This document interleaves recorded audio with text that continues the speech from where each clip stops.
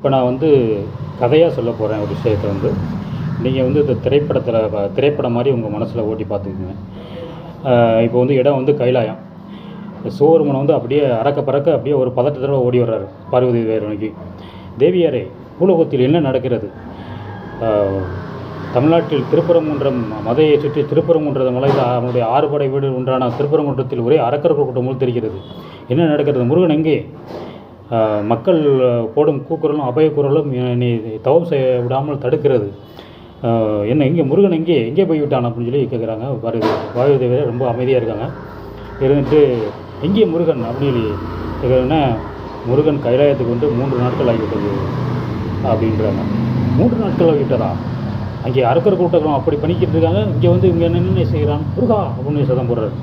சத்தம் போட்டுன்னா முருகன் வர்றாரு. முருகன் வரும்போதே அவர் முகத்தில் அப்படியே எள்ளும் உள்ளும் வெடிக்குது. என்ன தந்தையாரே, என்ன முருகா இது? உன்னை நம்பித்தானே அங்கே அனுப்பினேன். உங்கள் திருப்பரங்குன்றத்தில் ஒரே அரக்கர் கூட்டம் போல் தெரிகிறது. நீ அதை விட்டு இங்கே வந்து விட்டாயே அப்படின்னு சொல்கிறாங்க. ஆமாம் தந்தையே, அவர்கள் அரக்கர்கள் சாதாரண அரக்கர்கள், அரசியல் அரக்கர்கள், மிகவும் கொடூரமானவர்கள். என்னால் அங்கே இருந்து கொண்டு மக்களுக்கும் அருள் பாலிக்க முடியவில்லை, இவர்களையும் சமாளிக்க முடியவில்லை. எனக்கு 6 படை 5 படையே போதும். திருப்பரங்குன்றம் எனக்கு தேவையில்லை. என்ன முருகா அப்படி சொல்லலாமா நீ அப்படின்னு சொல்ல.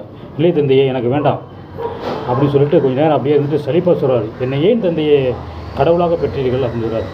என்ன முருகா அப்படி பேசுகிற? கடவுளாக பிறப்பது எவ்வளோடைய தவம் செஞ்சுருக்கணும், நீங்கள் கடவுளாக பிறப்பது பெரிய விஷயமாச்சே அப்படின்னு சொல்கிறாரு. நீ எப்படிலாம் சொல்லக்கூடாது, திருப்பரங்குன்றத்துக்கு போ அப்படின்றாரு. இல்லை தந்தையை, என்னால் செய்ய முடியாது, அங்கே சொல்ல முடியாது, இப்பொழுது என்னால் அங்கே நிலைமையை கட்டுப்படுத்த முடியவில்லை அப்படின்னு சொல்லி அங்கே சொல்கிறாரு. இப்படி அங்கே தான் போயிட்டுருக்கு. அப்படியே கட் பண்ணிட்டு இப்போ வந்து திருப்பரங்குன்றத்தை சுற்றியுள்ள அந்த உண்மையான அந்த பக்தர்களில் வந்து அவங்க எல்லாம் 3 நாளாக முருகனை காணோம்னு அவங்க பதட்டத்தில் இருக்காங்க. அந்த இதை பார்க்குறோம். நம்ம பார்த்து அவங்க ஒரு மாதிரி இருக்காங்க. என்னாச்சு ஏதாச்சும் இங்கே முருகனே காணமே 3 நாளாச்சு அப்படின்னு சொல்லி அவங்க ஒரே பயத்தோடையும் ஒரு பக்கம் ஏக்கத்தோடையும் முருகன் பார்க்க முடியல ஒரு ஏக்கத்தோடையும் இருக்காங்க. அப்போது அப்படியே கட் ஆகுது. இதுவும் கட் ஆகிடுதுன்னா இப்போ நான் வந்து வீடியோக்குள்ளே வாங்க.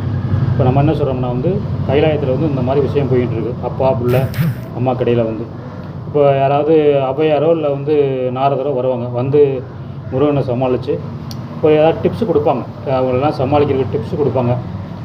அதனால் வந்து யாரும் பக்தர்கள்லாம் வந்து ஒன்றும் கலக்கம் அடைய வேணாம். அப்படி தான் இருக்கும். அப்புறம் போக சரியாயிரும், பார்த்துக்கலாம்.